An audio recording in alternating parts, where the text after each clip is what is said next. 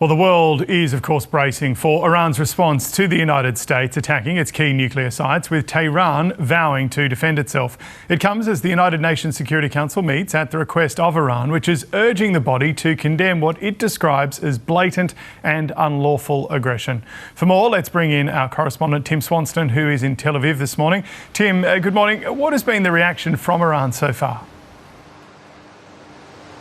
Yeah, g'day James. Well, although Tehran has of course vowed to defend itself, we're yet to see it really carry out any of the key threats of retaliation that are available to it. And those are really in two forms. Number one, closing off the Strait of Hormuz, and number two, attacking US assets in the region. As far as the Strait of Hormuz is concerned, which is that vital shipping route of oil and gas to the south of Iran, it's reported that Iran's parliament has approved the closure of the Strait of Hormuz, but local media are reporting that the country's top security body is still required to make a final decision on this. Of course, that could have major implications and further escalate the conflict at this stage, but at this moment we understand that it hasn't happened. Now, as far as any attacks on US bases or US assets in the region, again, that hasn't happened. Of course, the US has a large presence in the Middle East, of course, in those Gulf countries too. It also pre-positioned quite a large number of military assets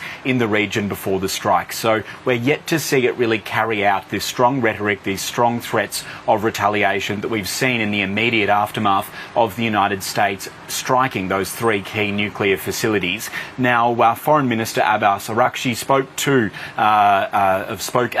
in Turkey today. He said that Tehran could not return to diplomacy while it was under attack by Israel and the United States.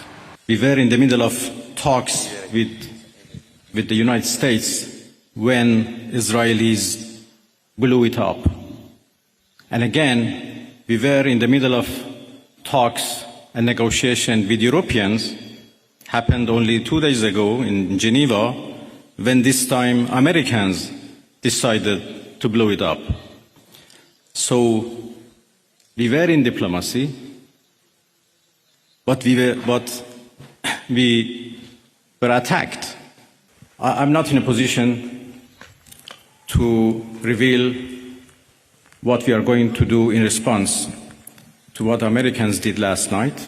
The Iranian Foreign Minister Abbas Araghchi has called for the condemnation of the United States attacks. He says that this is a blatant and unlawful act of aggression and wants it condemned in the strongest possible terms. Now, we did hear from UN Secretary Antonio Guterres on Saturday. He branded the US strikes on Iran as a dangerous escalation in the region, already on the edge, and a direct threat to international peace and security. We're hearing out of Washington that the White House is saying this is a limited attack. However, Israel continues its aerial bombardment. It doesn't seem to be letting up, does it?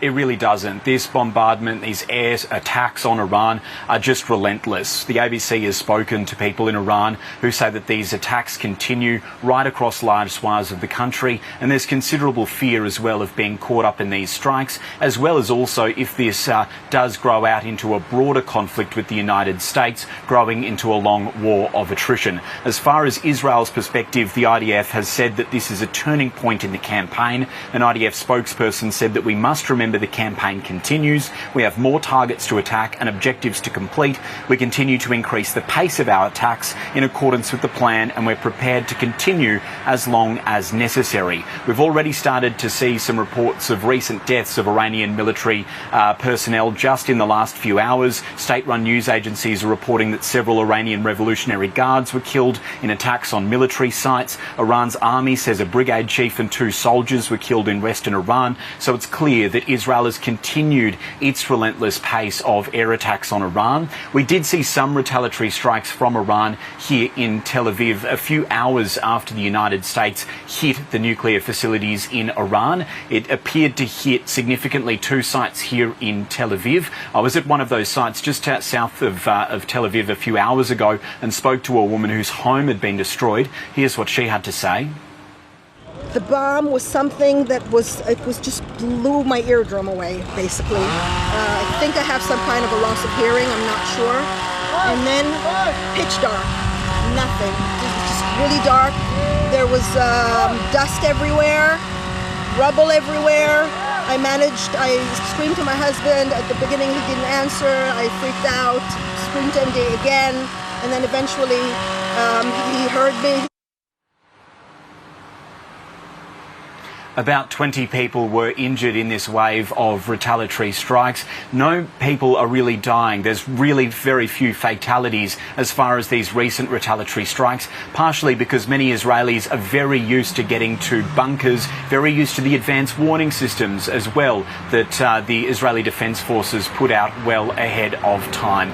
So, of course, you know, with both sides here, Iran clearly telegraphing that it won't come to the negotiating table while Israel continues to attack, and Israel, of course, for its part, saying that this is a protracted campaign and that it's prepared to continue. It seems the two sides are very far apart, and it's very unclear to see how there's a negotiation, a resolution to this anytime soon.